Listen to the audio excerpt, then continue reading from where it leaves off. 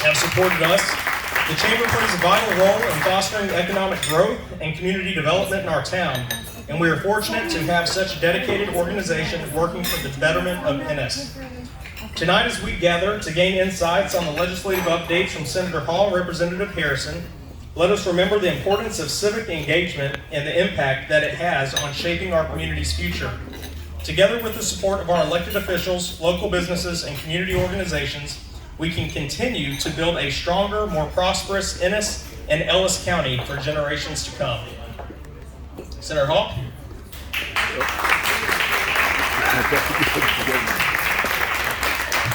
Thank you, Cameron.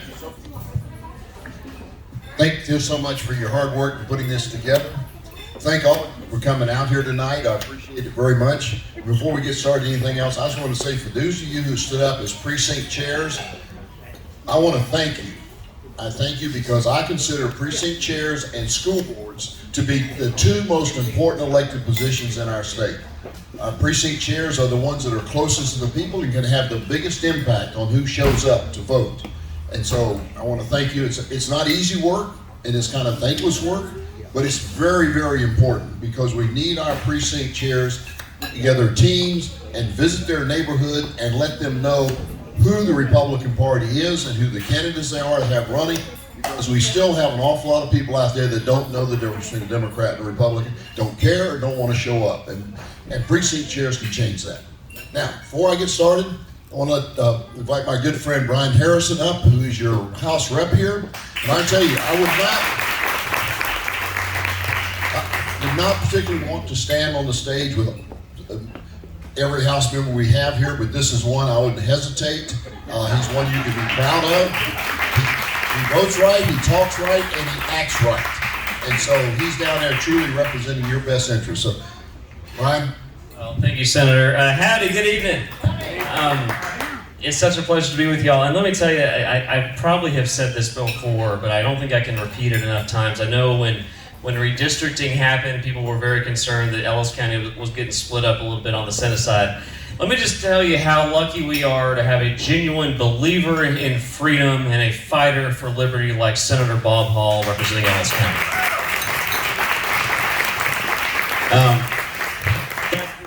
We're all proud Texans here, and we know it's true. Texas, it is true. We have a reputation for leading the nation in the defense of freedom and liberty and limited government and conservative values.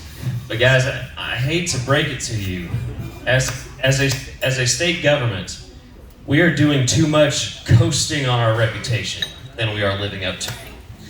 And it's a sad thing. It's one of the reasons I'm so thrilled to be here with Senator Hall tonight is there are not enough people in our government in the state of Texas willing to do the hard things that will make a difference for the future of Texas, that will make a difference for my kids, your kids, and your grandkids.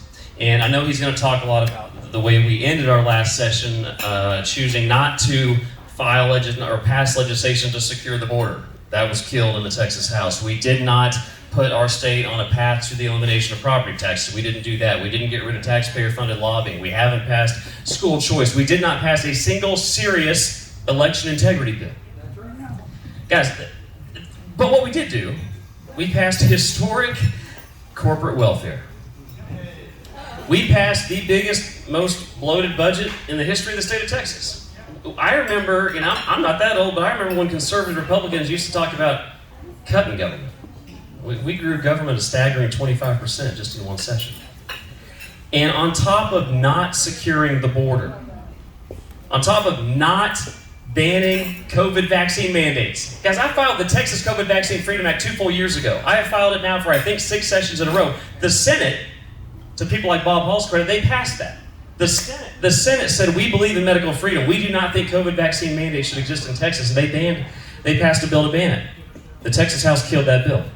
Kept it from even getting on the floor. If that had gotten on the floor, it would have passed with probably 100 votes.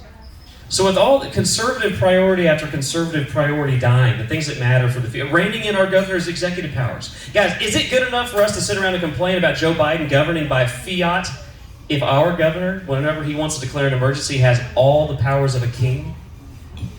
No, that's not good enough. So what we did do, and I'll give you my perspective, and then I'll go send it back to Senator Hall here because I think it's really important, and I can't lose sight of this. Instead of doing all the things that the future of Texas demands, that the next generation demands, we spent the last days of our session impeaching the very recently elected Attorney General of the state of Texas, Ken Paxton. And that was a decision that was made, and the person who's most responsible for making that decision was our Speaker, the Speaker of the House, Dave Phelan. He has complete control over what happens in the chamber of the House. And I'll give you just a couple, 2 or 3 minutes on my perspective of it, and then I really want you to pay close attention to what Senator Hall is going to say, because as you know, he was one of the actual jurors in the impeachment trial over in the Senate. It was in the last week of May, coming into a holiday weekend. I did not even know that an investigation into the Attorney General had started. They apparently had decided to, in secret, start an investigation 8 weeks earlier into our Attorney General, Ken Paxton. They didn't tell any of us. I got a stack of papers dropped on my desk. It had 20 articles of impeachment in it. And the only quote-unquote evidence we got is they did the decency of printing out one transcript of one hearing. We didn't hear from a single witness. Not one witness was placed under oath. There were no signed affidavits. There was no due process. And when I say no due process, I mean none, zero. The Attorney General nor his attorneys were able to even provide a statement into the record. They were banned from being on the floor when the House impeachment proceedings occurred. Guys, people can think what they want about Ken Paxton. It's important to remember that, and by the way, I finished that. I was forced to take a vote. I was forced to take a vote with less than 48 hours of notice. I had to push a button. I was given no evidence to take a vote that, if it passed, and it did, immediately suspended from office the most effective conservative attorney general in the country. But guys, impeachments are not, people want to focus so much on Ken Paxton. They're not about the guilt or innocence of a person. Impeachments are about protecting our state and our institutions, because those are the things that are going to outlive Bob Hall, they're going to outlive Brian Harrison, they're going to govern my kids and grandkids. And they will determine whether our kids grow up with due process, with the presumption of innocence, whether would-be tyrants are thwarted by having a government that is constrained in its power by the limits placed on it by the Constitution. The Texas House decided to say, to hell with all of that, we don't like him, we're going to remove him from office, and you're going to vote today, and you do not get to have a shred of evidence. But don't worry, they would say this to me, don't worry, Representative Harrison, when it gets to the Senate, it's 10 times worse than you know.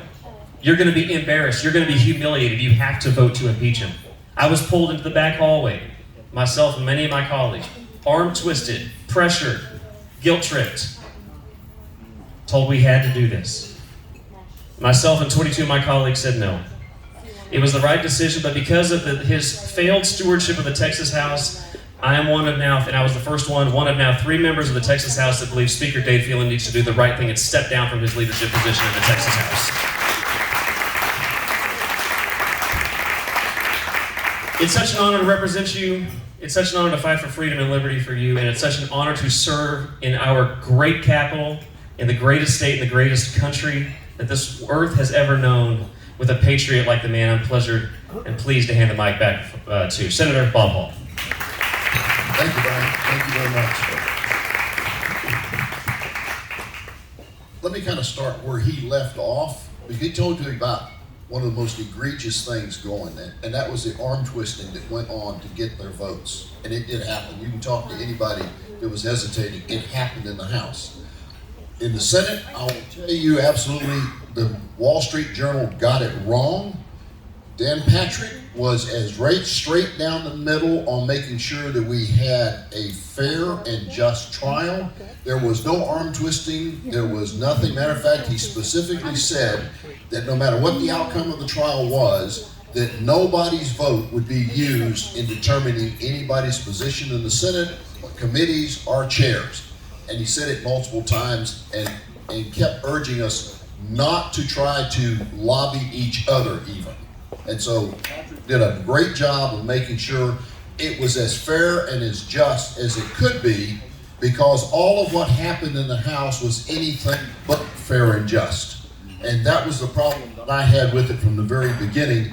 I happened to not have a committee hearing that day, so I got to see, listen to, and watch what the House did, and I was appalled as I learned, because it was a new exposure to me, of what they were talking about doing. And as I dug into it more in the weeks after that, as I started looking through the material that was being submitted for the trial, and I realized how poorly it was handled, that I said, you know, we should not even be having a trial. What we were told was, and Brian mentioned, is we're told, oh, this is just a surface. When you get to the trial, it's going to be 10 times worse when you start getting the evidence in the trial. And so I'm thinking, okay, if somebody says something like that, there must be something here. But I had a problem with due process. Now, those of you who have anything to do with law enforcement understand we have laws in our books, but we have due process that has to be followed, because that's what separates us from the banana republics, is due process.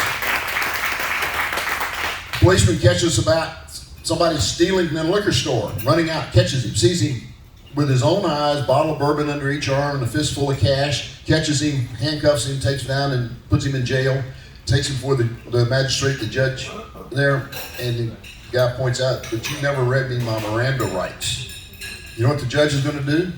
Going to probably turn him loose in there. That's how important it is. And each trial that takes place, there is a policy in the legal field that I never happen to agree with, but it's there and they have to live with it, and it's called precedent. When they look for something similar, they say, well, what did they do in another trial?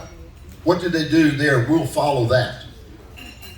Well, the problem, we had two problems. One, the House followed nothing that was set before us, and I was afraid, since this was trial, the first one in 100 years, that we were going to have a precedent that would go through the process in the House, in which, as Brian said, none of the people that were called in to testify were ever put under oath. The testimony that was taken was second, third, and fourth hand hearsay of what they thought somebody told them sometime prior to that, and there was no cross-examination. Now, God told us how important it is. Proverbs 18:17. He who speaks first is thought to be right until he's cross-examined. It's an extremely important part of our judicial system, is the cross-examination. And we experienced it that week as the prosecution put somebody on, tell their story with them. You say, oh, wait, this is it. They got them now. Till the cross-examination says they were left out half of the sentence when they answered the question. And it was really the opposite of what they were saying. But they had none of that. And the House members, not one House member ever got to hear any testimony from someone. The House Investigation Committee hired several, 4 or 5 attorneys. Most of them were Democrats. 2 of them, one worked in the Obama administration, one worked in the Biden administration, came here to do the investigation. They wrote reports.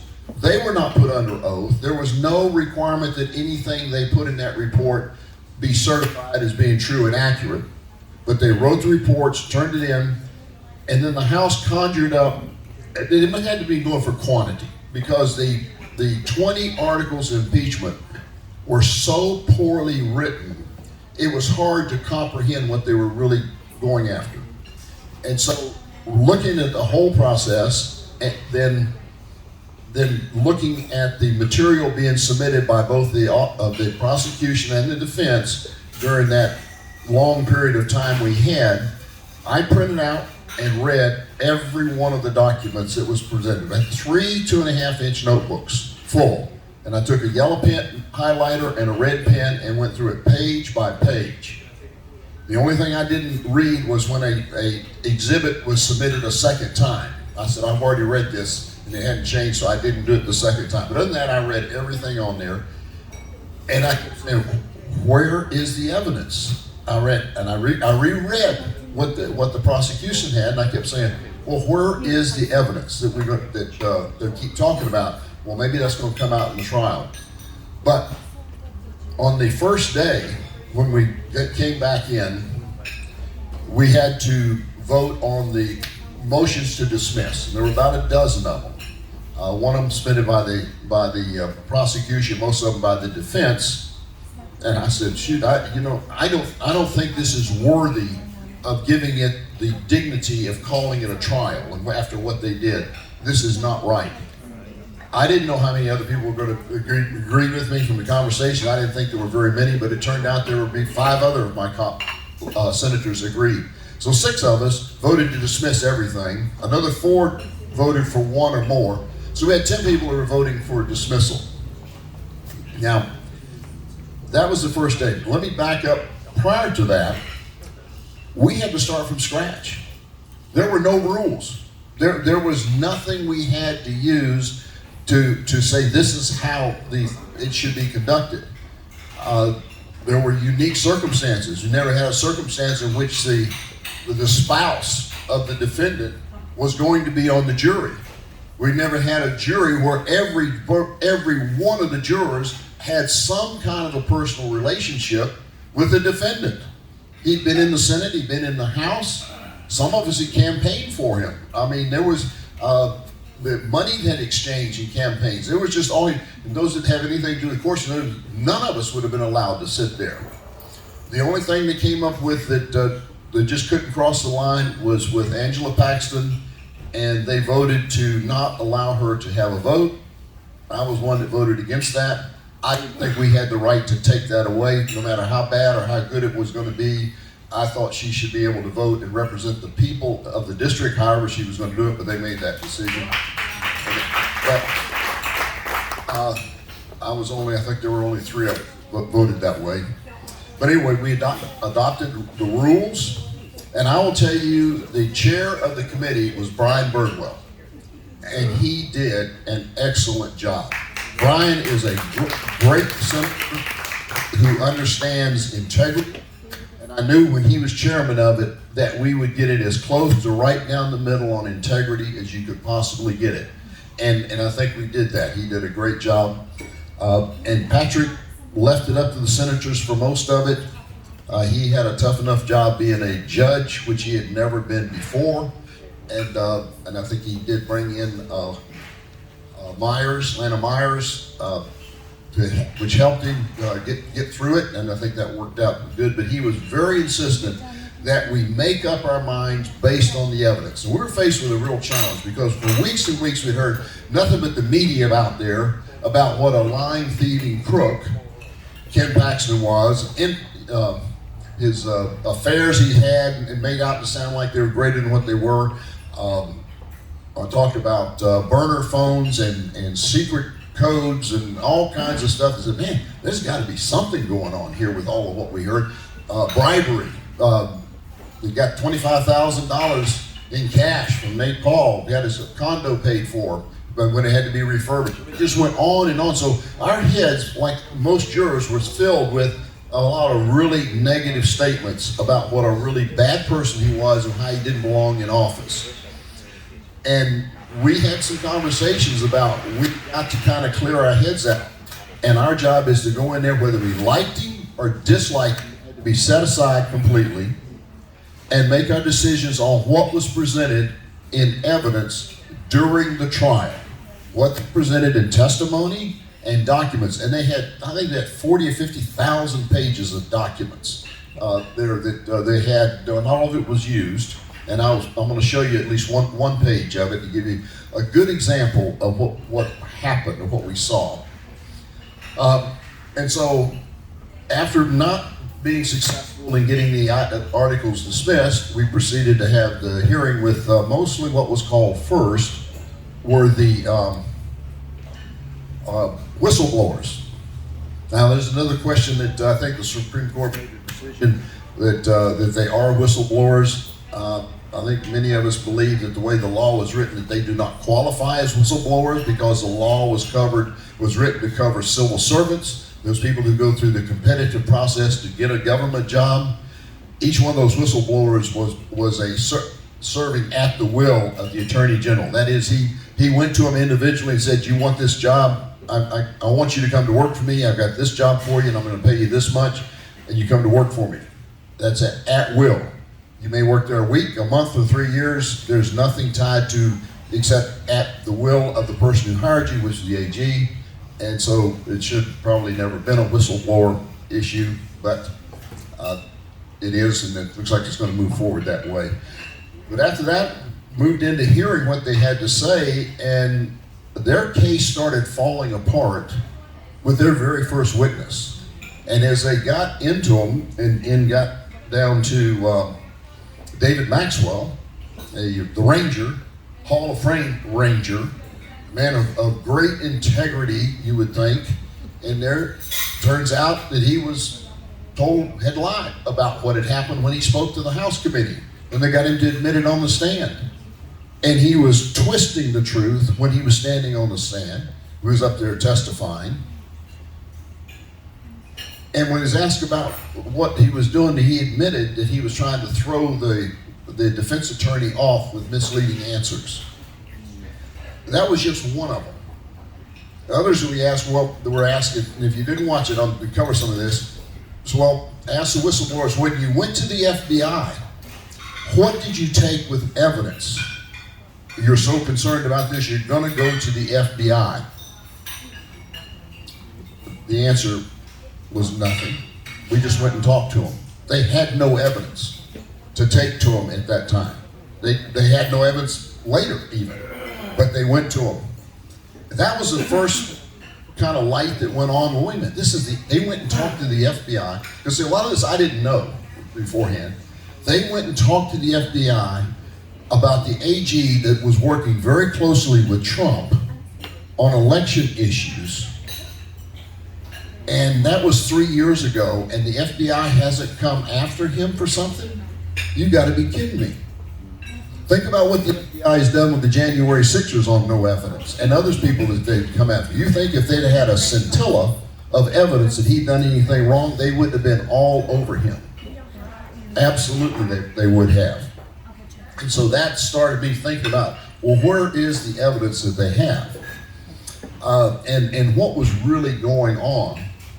And as we went through it, the documents that were put up on a screen, and the public couldn't see this. We each had a screen that the attorney, either on the defense or the prosecution, when they pull up a document, would be on the screen. We could read what it is. It sometimes be up there very quick and taken down because they only wanted to cover part of what was on the page.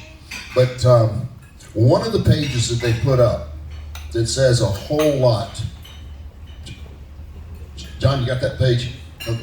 A whole lot about what was going on, because it never made good sense that these people, that things were happening the way they described them. And so one of the pages they got was handwritten notes that were left in the office by one of the whistleblowers. His name was Penley. And in that, let me move over here to the side so you can see this. Next to the bottom there was his note. It says, "Get George's info." That's the second time there was a reference to a George before it was a George P. And so this is when Tony Busby mentioned the Bushes being involved in this. There was some good evidence that they are deeply involved in what going after Paxton there. But look at that bottom one. Cook up bar complaints on Kamak, Wynn, and Paxton. Kamak was a young attorney that Paxton hired as a prosecutor, investigator prosecutor. And Wynn was Nate Paul's attorney. This was their plan. This was his note, what they needed to do, because they were getting ready to go to talk to the FBI. Cook up bar complaints. And that's what it appeared happened as we went through the evidence and the people testifying, because they ended up talking in circles. And I kept waiting and waiting for someone to bring forth some evidence. And as they got around to the third day, we got around to the bribery issue. Most of you probably heard about that. $25,000 donation to his campaign, paid for his the condo renovation work, upgraded the cabinets from tile to granite and put new cabinets in the kitchen, because Angela Paxton wanted that in there.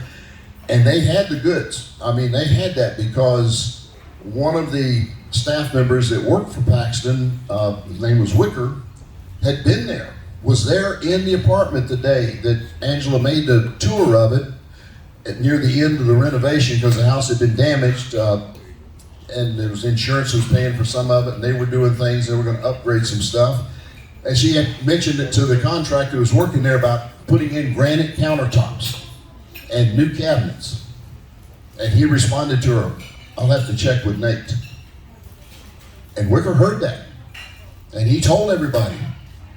That's what happened. Nate Paul is paying for all this because that's what the contractor said. I have to check with Nate. And so we got to that one. I was expecting to see up on the screen a canceled check with Nate's Paul's signature on it, made out for the address, for the renovations, for the amount of the bill, and so on. But the prosecution just went through, and that's all they talked about. Have to check with Nate. So they got up to the defense, and they had a document, and I believe this was one of the House documents that they had. I'm not sure how that ended in the House, but it may be, one side did matter. The document was a work schedule for the contractor, and on it, showed that he had 5 jobs he was working on. 3 of those jobs were for Nate Paul, and he was behind on 2 of them with Nate Paul. And so when he was asked the question about, or gave the answer, I checked with Nate, he very well could have been talking about, I have to check with Nate because I'm behind schedule on these other jobs, and I don't know when I can get to it if that's what you want done here. Because they brought out the photos, because they had presented it all through the thing, is that Nate Paul had paid for granite countertops and new cabinets in the kitchen over and over and over again. So they produced a photo that was obviously taken during the construction work, and it was verified it was during the construction work. And you see the tile countertops, and you can see the cabinets, you recognize the handles on them and the color and the shape of them. And then they put a picture up right beside it that was just taken the week before. Can't tell the difference. Still had tile countertops, and the cabinets had not been changed. So there was no upgrade there, but they went on to, instead of the prosecution providing evidence of guilt, the defense provided evidence of innocence, because they put up several screenshots of the wire that was sent by Paxton to the trust fund to move the money to the bank account, and the wire to the bank account to send it to the contractor, and the contractor recognition at his bank that he received the money. Exactly what had been paid for after USAA insurance check, $32,000, that nobody ever mentioned anything. When Dave Phelan and the others would tell us, boy, wait till you get this thing, you'll see it's 10 times worse than what we said it was. It was nothing. It was absolutely nothing. And then when you take a look at a couple of the other articles that they wrote, the last 4 made no sense at all, because all they did was say Ken Paxton was derelict in his duty as Attorney General because he did 1 or more of the previous articles. And the next 3 said exactly the same things, that they used something other than derelict in his duty in the thing, but it was all, so it made no sense at all. One of the big things they had was that his hiring of this young attorney, Kamak, to do some investigation, working with Travis County, and they said that he hired him as a prosecutor pro tem. That's the way the article's written, prosecutor pro tem. In the legal world, that's a big deal. That makes him a special kind of prosecutor, being the pro tem in there. But all through the talk with the prosecuting attorneys, they even had the DA from Travis County, which I thought, well, this is going to do an inquiry. She's going to say that Kamak committed himself as a pro tem, because when Kamak was up there, he said, I never said that. It was not in the contract. I'm just a prosecutor. He didn't say it. And he'd established himself as a very credible witness in the whole process. Even the DA never, didn't, and he didn't do the subpoenas. The big question is about that Kamak had been doing these subpoenas. DA from Travis, no, we did those subpoenas. We're the ones that did those. He was just working out the deal between up here and down in Travis County. And so that all just kind of faded. But the charge in that article was he had illegally signed a contract to hire him as a prosecutor. Ken Paxton is the Attorney General. The people that normally sign contracts get the authority from him to sign those. He has all the authority in the world to sign them himself. There was nothing, it was unusual, it's out of not normally done, but there was nothing illegal about it. They called it illegally signed a contract. So that was an article that people thought would be a big one. There wasn't any way to find him guilty of that. There was no way possible for him to have been guilty of that. And the other was the pro tem issue. Oh, there was one other article that said that he illegally accessed documents that were in the AG's office and other offices. Again, guys, he's the Attorney General. He has a right to see any document in that building, period. And the people that made such a big deal about, well, he took those subpoenas or wanted the investigation the FBI was involved in, and he got those subpoenas he shouldn't have, and he gave them trying to say he gave them to Nate Paul. They kept saying it. Well, it turns out that those whistleblowers took those subpoenas and gave them themselves to a fellow by the name of Johnny Sutton. Johnny Sutton was the attorney that was going to represent the whistleblowers. The problem was, to have an attorney-client relationship, you have to have legal representation, and you don't have that until you have an agreement on fee. Now, it can be at $0, it can be for $1, it can be yet to be determined based on whatever, but it has to be a written agreement between the two. It's an ethics violation. It didn't. Some whistleblowers had gone for 3 years without having an agreement with Johnny Sutton in writing. So actually, for them to give those subpoenas to him was a violation of the law. So the whistleblowers had violated the law themselves by giving the subpoenas to Johnny Sutton. And if you want to have some fun, go look up Johnny Sutton. Google him. He's a really bad dude. He really is. When he was a prosecutor with the federal government, he put 5 Border Patrol agents in jail, 2 of them for a fairly long time, that interfered with a drug cartel, drug trafficking that was going in. He gave immunity to two cartel members to testify against the Border Patrol guys, and then put them in jail. Bush shortened their sentence, and Trump finally bailed them out with pardon later on. But he was not known to be straightforward. He works for the Ashcroft law firm now there in Austin, and nobody can figure out why and where in the world is the money coming from. He's been working for 3 years, a high-priced attorney working for 3 years and not getting paid. That didn't seem right. We had one of the investigators that did some deep digging, and they found where the General Land Office had paid the Ashcroft law firm $178,000 over the last 3 years. So we're yet to find out exactly what they're going to say that was for. But you know, as it was mentioned throughout that whole trial, there are no coincidences in Austin. There are no accidents that happen down there. That's kind of the highlights of why, as we went through, all the articles ended up the same way.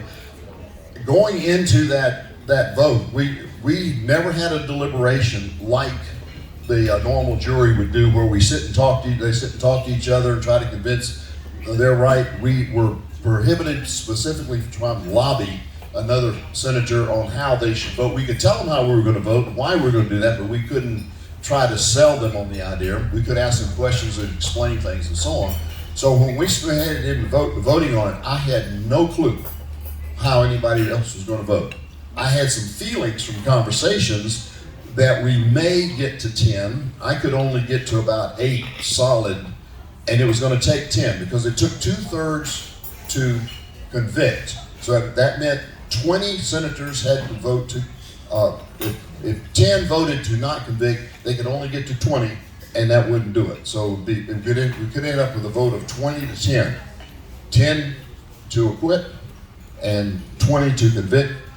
And I was afraid if that happened, the media will eat us alive. They'll say, well, the majority said he was guilty by a 2-1, and look at that. The 10, got him off on it, so he obviously was guilty.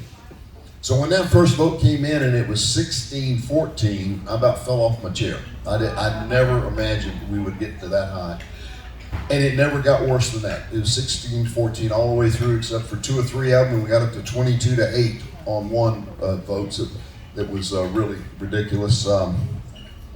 I think it may have been the one where they accused him of writing the Attorney General's opinion letter that prevented the sale of some property and hurt the Midi Corporation. The Midi Corporation was a charity, and they even misstated in the article itself, saying that the Attorney General is charged with protecting charity organizations. And that's not true, but it didn't bother the House any to write it that way. What the Attorney General is charged with is protecting the public interest in a charity.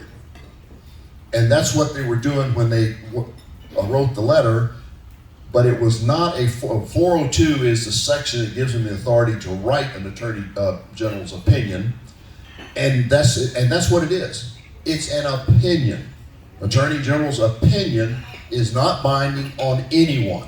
It just gives you information that tells you if you were to go to court for this is probably what the outcome would be, or this is the way we would judge it as within the law or out of the law. It's fairly common that it's done, and it's called a 402. And then, in addition to that, the Attorney General often issue what's called an informal opinion. And that is, it says it's not in accord with 402, but this is just a quick informal opinion that's done with less research and less time and so on, so it's informal, which has no impact. Well, the letter he wrote, he specifically stated that in there, that it was not an Attorney General's opinion in accordance with Section 402, it was an informal one. And so the article itself could possibly have been a conviction on that, because he didn't do it was so clear there, he could not do what they said he did. But at least by having the acquittal on the evidence presented. Now, and I will say this, there's a lot of smoke there, and there may be more fire. There may be stuff out there. And I in no way am trying to defend his lifestyle, his infidelity. That's a separate issue by itself. But if you want to start impeaching people for infidelity, you're going to get rid of half the House and about a third of the Senate down there, and a whole lot more people out there. So when it came through that we did get that, I thought, well, God did work this out. But let me close with telling you how we started it that day, and then I'll be glad to take your questions. It was tense. I got to tell you, I've never been through anything that was as intense emotionally without the physical tie to long hours there. But Brian Birdwell had been on the floor. I sit close to him, catching forward to him, and I'd seen him the night before. When I went down to the floor that just before we left, everybody said, "I'll be ready." The only thing we get ready to vote, we would say, "We're ready to vote." We did no straw, as I mentioned, no straw votes. Nobody knew how anybody's vote. Just, do you have the information you need to be able to make your decision? And about 4 or 5 went till 10 or 11 o'clock that night going through documents, but they said they would be ready by 9 o'clock the next morning. Showed up there, and I said, are we there? And he says, yep, everybody said they're ready. We're going to go in and talk in a minute. And I said, okay, so we are definitely coming out, and we'll start the voting. And, yep, I said, okay, before we break after that meeting in there, I would like to pray for us. And he said, okay. He said, if I don't call on you, remind me. And I said, don't worry, I will. So just as we get ready to break, I stood up and I said, we're going to make a monumental decision. This is being classified as the trial of the century, the impeachment of the century. It hadn't happened in 100 years in there. And, when our Constitution was being formed, the folks in there were about to come unglued in the meeting because they couldn't agree. And Benjamin Franklin said, a house built without God is a house built in vain. And so I think we need to make sure we've got God involved in what our decisions are. And so I said, just pray to God, would you align our feelings of our heart with the knowledge of our head, so that our hands and mouth will do your will on how we go out here on the floor and vote. And we left and went out there. And I can tell you, there could not have been a more perfect vote than what we ended up having, the way that it came through out there in the end. So that's kind of the overview of it. There's a bunch of other stuff I could talk about, but let me go ahead and answer a question. She beat you, right back. I'll get you next. Yes, ma'am. Senator, this is Carol Bolden. I know that I worked with your wife a little bit. I love you, love Brian Harrison, love Dan Patrick. Respect Paxton. I can't, as you say, as you put it, the love in my heart, I'm having a real big issue on Mr. Paxton having an affair with his wife that tells me a lot. I'm having a real hard time with that. I know that some people say that doesn't have anything to do with how he votes and how he, I think it does. She's a good woman, and I'm having an issue with that. Well,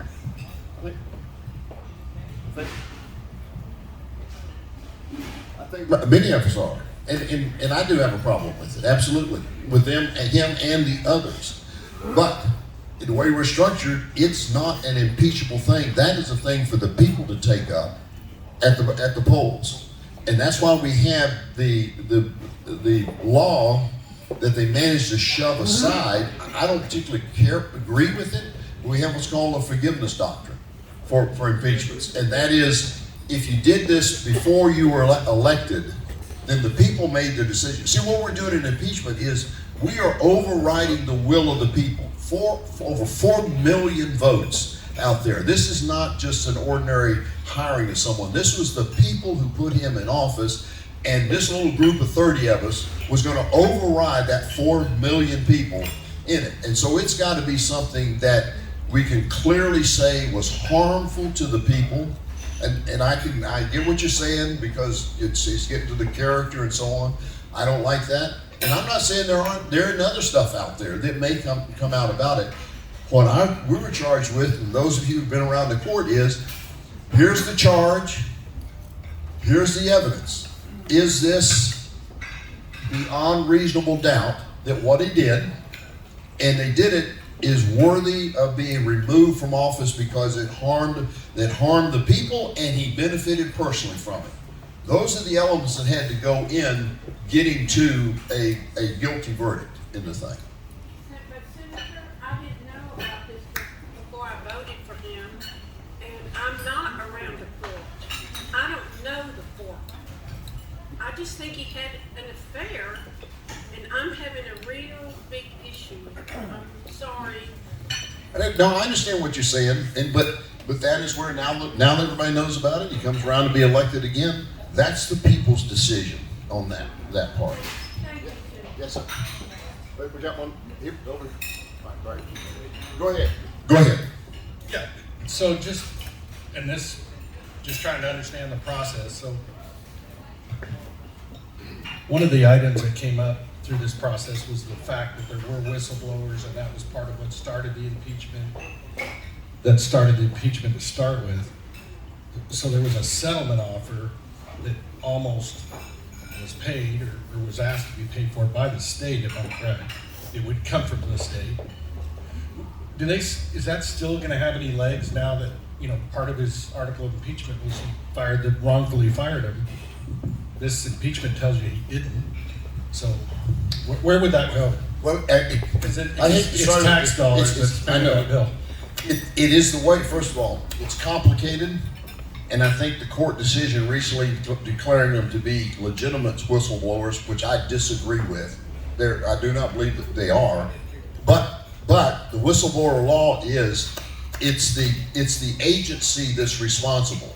And so anytime there's a whistleblower anywhere, it's not the person that did the wrong, it's the agency. So it's the nature of the way the law is written, is that it will be taxpayer money out of that settlement. So it sounds like there was an actual ruling saying they were authentic whistleblowers, then, I guess? I didn't know. I haven't verified that. I heard today that a court had ruled they could move forward with their lawsuit because they were whistleblowers. On that. Nope. Yep. We got one guy up here. Got one up here. All I got to say is I watched an interview with General Paxton and Tucker Carlson. They talked about Dave Phelan, and then they showed him on the House floor smashed. If I just showed up at work like that, they'd have fired me in a heartbeat. How in the hell do we get rid of that That's up to the people in his district. He is elected a House member. He's elected just like your House member is elected here. Republican Party get in there and work with people. Get somebody in there to run against. You need to get all your friends around in the rest of the states to unelect every one of those House members that voted in support of it. And we need a whole new fresh start in there. Listen. Hi. For me, one of the best parts of the trial was when the House manager attorney rested the case by accident. That was awesome. And then Paxton's attorney accepting it so quickly. I know I was hopeful that it was going to get a directed verdict, but then they filed a motion, and then it ended up the defense put on their case. Why did that happen? Why didn't it go to the directed verdict? It would have taken a change in the rules. We did not have an accommodation in the rules for a directed verdict. And we're afraid, just like the dismissals, the people said, we've heard all the evidence now, let's have the vote. Let's get this. And I think it was as much as I was in favor of it. I argued, let's do it. I mean, I said it's going to take more votes to get a directed verdict than it does to convict. And so we're not really hiding anything here, and we get this thing over with quickly. But I wasn't in charge, and so that's why.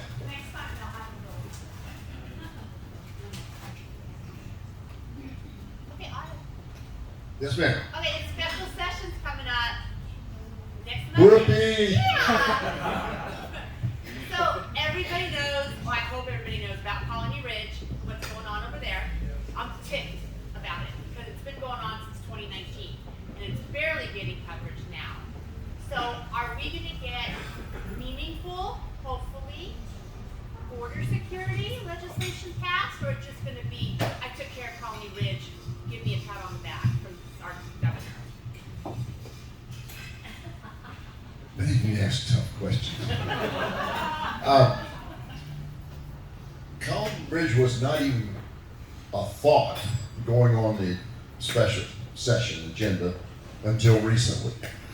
And I've heard that the governor may have, understand in the special session, it has to be called by the governor, and we can only do in the legislature what he tells us we can work on.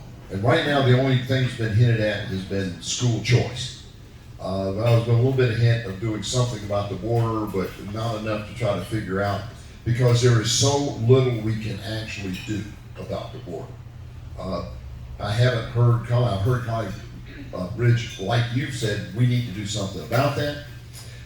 It's going to be a tough one to handle, because you're talking about private rights. The property is owned by someone, and they have a development in there. It's different than other developments. They're using their money. I mean, it's going to be hard to look at it, but we got to be very careful that we don't trashing our Constitution when we have a situation that's tough and we're not sure how to handle it. We can't rush into that. We've got to make sure that the unintended consequences that might occur when we try to fix that problem hurts us in the future. And so we're just going to have to see what the governor puts on the agenda and then see how we can handle that so that we don't start trampling rights. Or if we have legislation that forbids foreigners from owning land in Texas, like y'all had last session but got stuck in the House. There's a number of bills similar to that. We had the one with the issue of the Chinese or foreigners. Yes, we got that out of the Senate. I think we got that around to one that was about as fair as you could get. And we're going to have a similar problem with the federal government taking land with their 30 by 30 program. Yeah. So Colony Ridge is just one of the problems out there, and we're going to be faced with that issue because property rights are right there, right next to individual rights, and we've got to be careful to get us to where some things happen we don't like, but we do have to make sure that we do not start trampling the Constitution to do it. Yes. I'm concerned about the fact that we're gonna have a special session on education, but the Texas Civics book is 647 pages. And on page 202, it'll tell you why we have inflation. And teachers, I mean, how do you teach 647 or 46 pages in half a semester? And there's a retired school teacher in your district in Forney, right?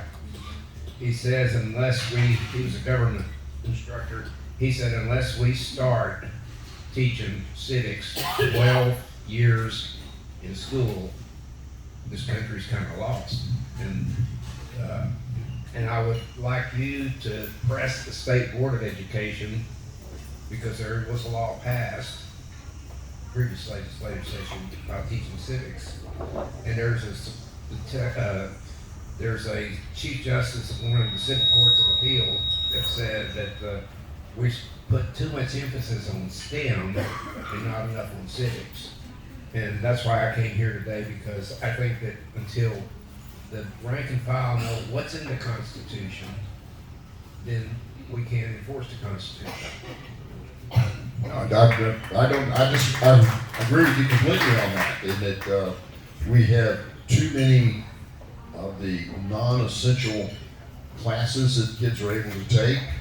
I was concerned when our grandkids went through the senior year and they were only in class a half a day. And so they met all their requirements. They had a half a day they didn't have to be in school. So there's a lot that can be changed, and I think that if done right, that school choice can bring us to the point with competition, so we can start looking at outcomes being a part of what we need to be focused on. We have continuously put more money into education every year for the last 20 years, except for one time out there, but our outcomes have never increased. They stayed flat.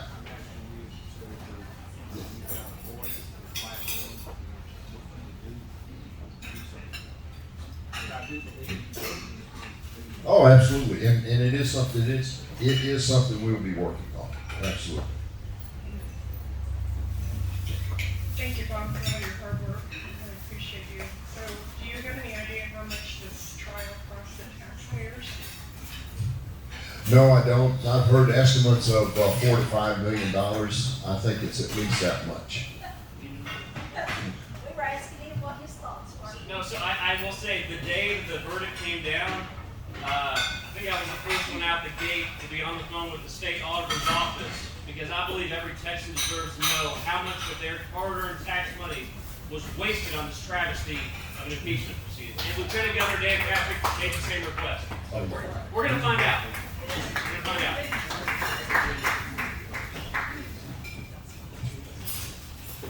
All right. Well, I see we got a semi-celebrity that snuck in on us here. Michael Flushy, who works for our good Senator Cruz, is here with us tonight.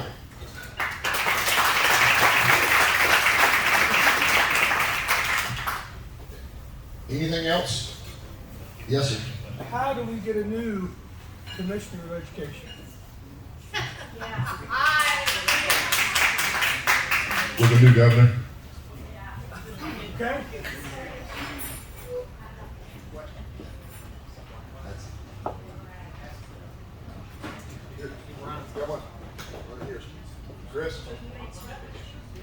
Chris? Mike, over here.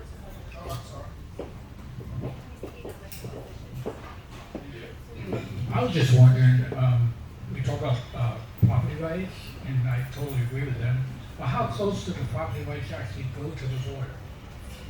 How much space is in between the end property rights? It's a mixed bag. It's mixed down there, and of course the line is in the middle of the river in many cases. And it's not like one in Oklahoma where it depends on where the river is this year, where the state line is. But no, it's a mixed bag between what government owns and what private property owns all across there. I just wondered because if I own a piece of property, some of that can be taken back by the city to run the sewage pipes there or whatever they want to do. Why can't the government do the same? The federal government. It could. I mean, it could stop it tomorrow. I mean, Trump stopped it. We did not have this problem with Trump. We did not have it because the government was run by a responsible person who hired responsible people who understand what their job was to protect the American people from invasions from foreigners. And he did it. And he did it with the policy of remaining in Mexico. You see, the thing we're stuck with is the law that was passed several years ago that had good intention when it was passed. This is one of those things that's well intended, but the unintended consequences we're now seeing what it is. And that was if somebody was trying to get to America for asylum, we would not turn them away. They could come here. They did not have to come across at a port of entry. They could come in here any way they could get in here because once they were on American soil, they were here. If they were here for asylum, then we would take care of them. The problem is that's the one word they all use when they come here, and so therefore when they talk about it, everybody's actually walking into the country legally. Yeah, the problem is we have a bunch of criminals running the show now, so we have to do something about it because it just keeps happening day after day after day after day, and we all talk about it and nobody fixes it. Well, watching what the tone of the country is, I think the people are getting geared to make the move that we have to have, and that is to get the Republicans back in charge of Washington in a large enough number that they actually have a backbone when they're up there to do something. And it's kind of the same thing we're going to have to do in the House, is to get enough Republican House members in there that together they would have just one good backbone to stand up. And not continue with what we've had in the past policy. And that's going to happen at the ballot box. It's going to take people electing the right of people, the right ones in all 254 counties, all 150 House members, and all 31 senators. Next time. I've got a question. I'll speak up. I know a few months ago, I don't remember the timing, but the governor shut down the commerce going on across. Why has he not done that? Just put a stop to that. That's a good question. That was effective. The problem is that affects us too, because we depend a great deal on products coming out of Mexico. And so when you do that, you're hurting our economy at the same time. They depend more on us than we depend on them. I just don't think anybody down there's got a backbone. I'm not an Abbott supporter at all. Hey Brian, I want to ask you, where do we stand? You've got 3 people voting to get rid of that Dave Phelan down there. What's that going to take? What kind of money is that going to take to make this happen? So it's a great question. What Senator Hall said a second ago, I can't really overstate. Actually, let me back up. We got there are 3 officials in the state of Texas who are who wield the most power in the state. We got the governor, lieutenant governor, and the speaker of the House. For history and for context, the speaker of the House was never supposed to be as powerful as it has become. It was supposed to be a ministerial and administrative function, sort of keeping the trains running on the track, allowing the members to make their motions, file their bills, and do their business. We have lost that on us here. 1, 2, 3. Okay, so we have a very What? Step over there. Step your right. Go to your right. I always like to help the House out here. There's a reason Bob Paul's in the Senate and not the House, okay? He knows how to use a microphone. So we have this very bizarre system where the governor is elected by 30 million people, the lieutenant governor is elected by 30 million people, and the Speaker of the House is elected by 12,000 people in Beaumont. It's an interesting power structure, and right now the real remedy, if he were to, the biggest threat to him would be to lose a primary. That would be the biggest threat. What I have called for him to do is do what I believe is the only honorable thing and voluntarily step aside and let somebody who didn't preside over what has to be one of the most spectacularly unconservative sessions in the history of the state of Texas. And when you talk about the border, a second ago, real quick, Senator Hall and his colleagues did pass some strong border bills. They passed a bill to make it a felony. A lot of people don't realize this. It's not a felony to illegally cross into our land. The Senate passed a bold bill to make that a felony. That bill was killed in the Texas House. We had a very bold bill on border security that I worked on with Representative Matt Schaefer. It was called House Bill 20. We were going to create our own border protection unit because we've never had a situation in our nation's history. We've had presidents that didn't care as much about border security. We've had that maybe they cared more or cared less about it. We have never in our history had a president do everything in his power to destroy the integrity of our entire southern border. It's not fair. I'm a small government constitutionalist, as I know is Bob Hall. I don't want the federal government doing very many things, but one of the very few enumerated powers they have is to secure our border. But in the face of dereliction of that duty, the state of Texas has got to stand up and do more. We filed a bill, House Bill 20. It was going to pass the Texas House. And let me tell you, the reason I'm telling you this is because it happens 100 times a session, maybe 1,000 times a session. A Democrat will come with some ticky-tacky complaint about it. It will go to the Speaker, and the Speaker will get advice from who? A Republican lawyer? No. The most powerful staffer in the Texas House of Representatives is a far-left Barack Obama White House liberal lawyer. That is who Speaker Dave Phelan relies on. He's the most powerful person in that chamber. And then what he does, he has a Democrat, so he's a Democrat himself. A Democrat has a complaint about a bill. It goes to the Democrat parliamentarian. The parliamentarian writes up a Democrat sustainment of that point of order, and then Speaker Dave Phelan reads it. That's how border security legislation, every one of them was killed in the Texas House this session.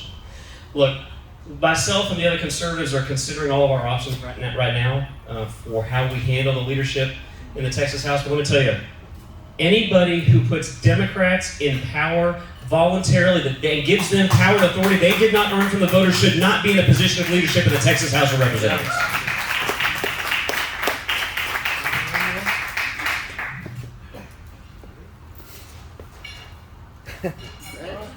I'll take the easy ones, so I'll take the hard ones.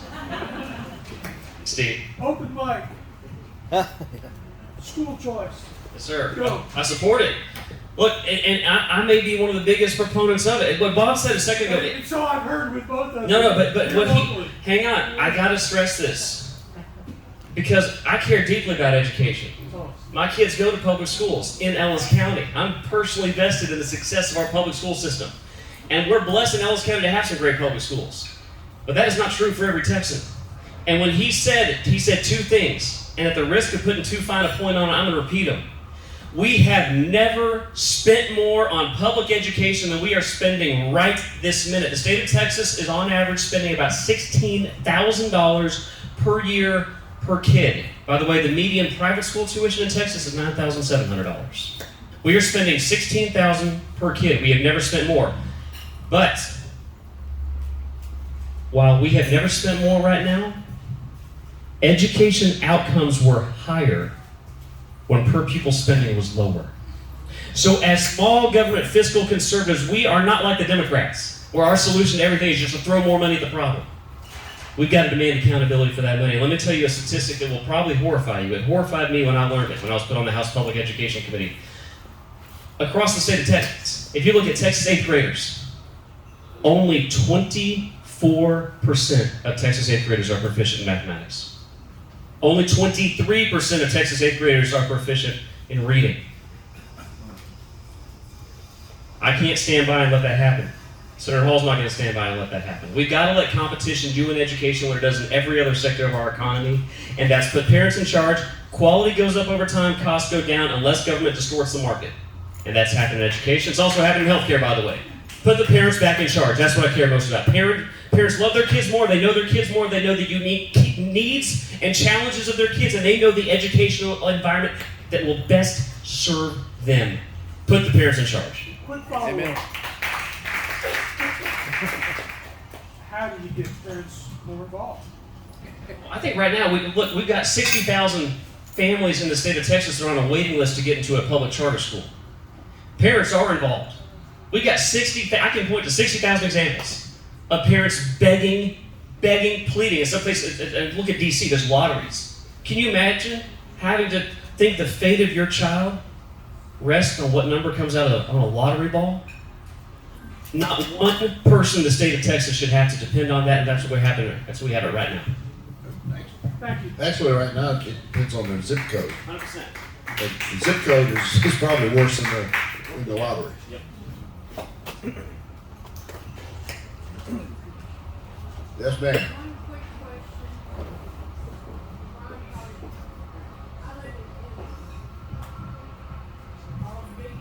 question. Our biggest population is Hispanic, and most of the parents don't know English.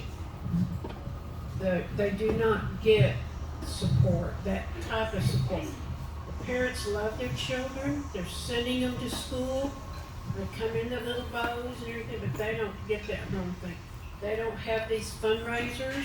We have fundraisers where you have to buy snow cones to support the school, and the children that don't have the money, they watch the other kids eat snow cones. I hate the whole system. Sorry about it, but I've got grandkids and great-grandkids in this, and I'm still involved at my age, and I see a big problem.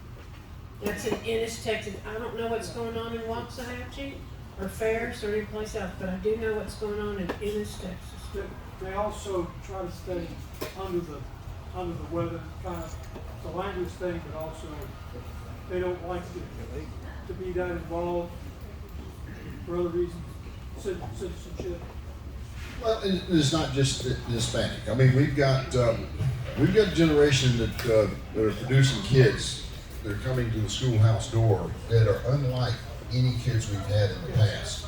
They're totally unprepared for school. We've got parents right now that were not raised by parents. We're in the second generation of being raised without parents being parents, like many of us were used to having, where kids are showing up, and that's one of the reasons I ended up changing my position on pre-K.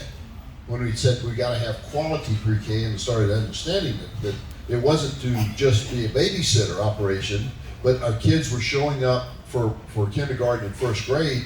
They didn't know their colors. They didn't know any numbers. They never had a book read to them.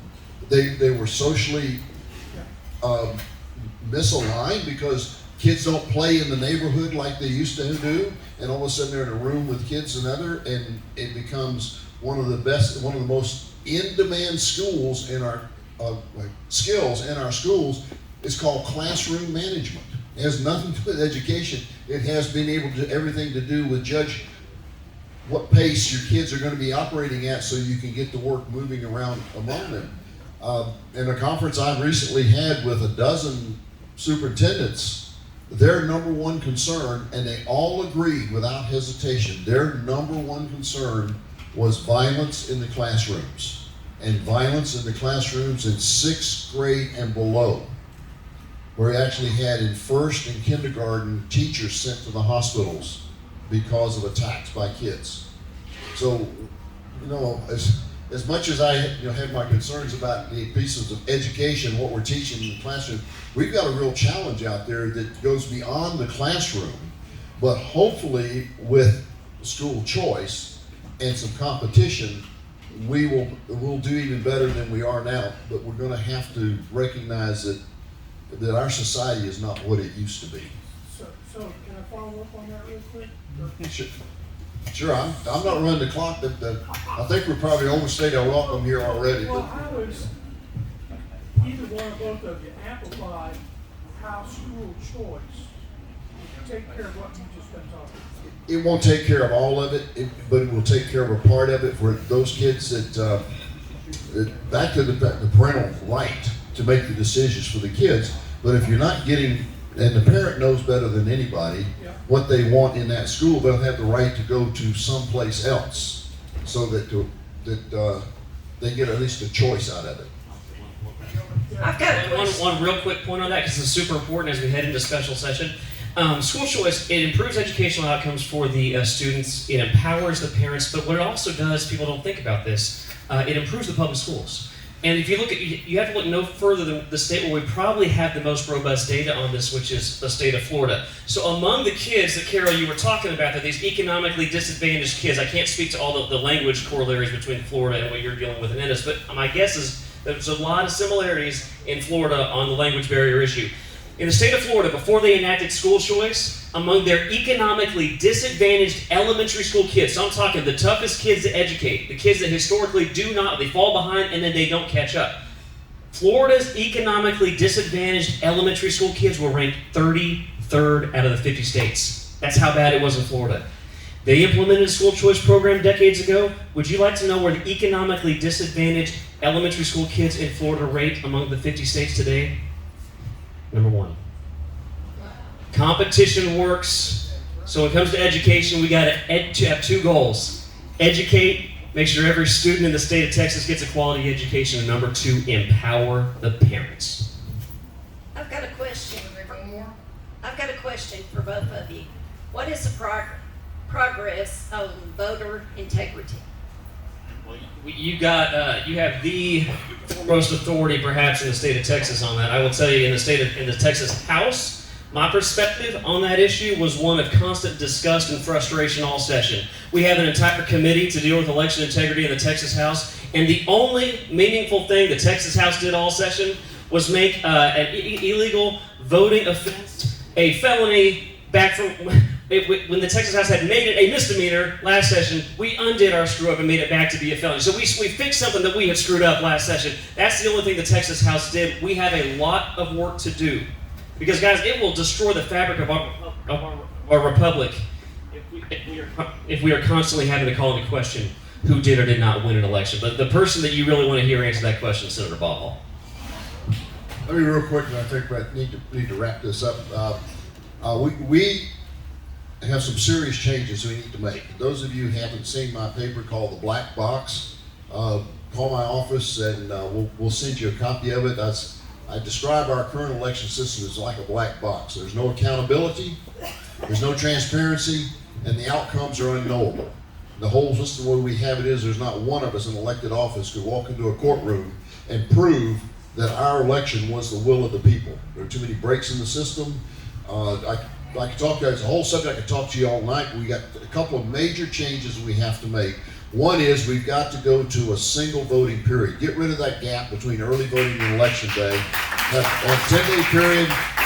That way we can, if we're using optical readers for hand-marked paper ballots on secure paper that are sequentially numbered and signed by judges, and we run them through the optical reader, we can run a zero tape before the polls open on the first day, run a tally tape as soon as the polls close on election day, and post the results from the precinct right on the website immediately, and be up there before 8 o'clock that night on what the precinct vote was, so that when the vote goes into Central County, and Central County puts it together for the county, before they can produce, say this is what we have now for total county votes, they have to come back to the precinct to verify that the number they're using at the county still matches what the precinct said they had when they shut the doors that night. And we do the same thing when the county vote goes up to the state, it comes back. We don't do any of that checking now. If a bank ran its business the way we run our elections, their money would be gone overnight. And so the major thing is to go to hand-marked paper ballots, single in-person voting period, and require that the tally tapes, the zero tapes be run and the results produced that night, along with the other things, and we can significantly improve the accuracy of our elections. And I'm not saying that we have a problem with fraud, but we have a system that doesn't allow us to even know when we've made a mistake. And so error is just as big a problem as what fraud is, but those changes we could make. And so I've been asking, I got a number of counties that have done resolutions from the courthouse and from the GOP party wanting to do these things. And I've got the write-up that's on my website about what we need. And so that would help, because we still have a few folks in the legislature who just don't think we have a problem, need to do anything different. But we do. It is a major issue. And for those that want to hand count, it's legal. Texas has it set up. Chapter 65, you can hand count today if that's what you want to do. So. Thank you for both of y'all, Senator Hall and for those that don't know, I'm Randy Bell, I'm the Ellis County Republican Party Chairman. We'd love to have, and I see a lot of familiar faces here, a lot of y'all are involved, but to those that aren't, we have room for you. We have room to keep you going. And Ronnie, there is somebody running against Dave. Talk to me afterwards and I'll tell you all about it. This is one of the major things I believe that we have to take care of in this next cycle. If we don't eliminate Democrat chairs, we're never going to see the light of day. Everything the Senate's done is going to be undone. So we've got to help them by getting these people unelected and some good people in. I also want to say thank you tonight to Russell Cattle Company. They've done an excellent job. The wait staff has done very good. Please be generous tonight for them. This is not their normal night to be open. This is their day off. So say thank you. Thank you. Thank you, Randy, for your leadership here. Thanks, Brian, for you being here. And Cameron, can't say enough. Thank you very much for doing this, putting this together. We just need more of your generation showing up here. Amen. That's your next job. Okay. With that, thank you guys for coming out. And my door is open. My cell phone is on my business cards I pass out. If you have a question, give me a call. And when we close this, I'd rather have you call concerned about something where you think we have a different viewpoint. And I say viewpoint, not necessarily a disagreement, because we all look at things different ways. But I had rather spend my time talking with someone with a different viewpoint than someone calling to pat me on the back for saying they thought I did something good, because I don't learn anything from that. But if you have a different viewpoint, God gave me 2 ears and 1 mouth for a reason. I use them in that order. And I often learn something that helps me better understand what position to take on an issue, because I will always be open to learn more about the issue, because you can't know everything in there and then make my decisions. It's just the engineering in me. I knew if I didn't get all the information right, things weren't going to work when I worked as an engineer, and I treat elections the same way. So I invite you to call, visit, or whatever. If you have something you want to talk about, love to do it. God bless you. God bless Texas. Hey, great to see you again.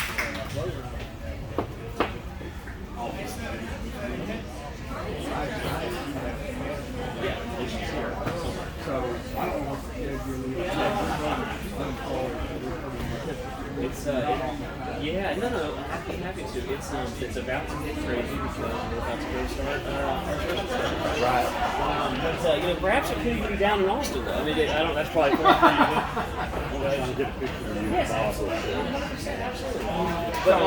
But let's start getting that worked on the calendar.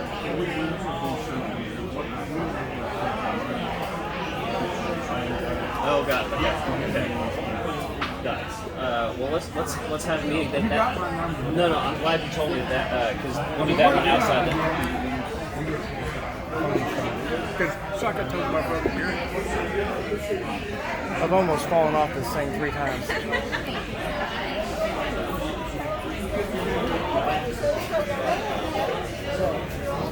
Is your recording still on? I think it's still at the end.